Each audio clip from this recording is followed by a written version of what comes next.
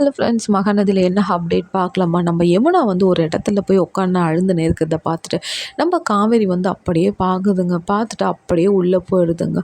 காவேரிக்கு வந்து ரொம்ப மனசெல்லாம் வலியாக இருக்கிற டைமில் வந்து விஜய் வருவார். விஜய், என்ன காவேரி, ஏன் திருப்பியும் உம்முன்னு இருக்கிறன்னும் போது, இல்லை யமுனாவை பார்க்கும்போது எனக்கு ரொம்ப பயமாக இருக்குன்னும் போது, ஏன் அவள் தான் இப்போ நல்லா ஆயிட்டாளே, இல்லை அவள் நம்ம எதிர்க்க நடிக்கிறான்னும் போது, ஏன் காவேரி நீ ஏன் எல்லாம் பேசிக்காத, அவள் தான் நார்மல் ஆயிட்டா, இப்போ கூட நான் அவகிட்ட பேசிட்டு தான் வந்த ஒரு 10 நிமிஷம் ஆச்சு.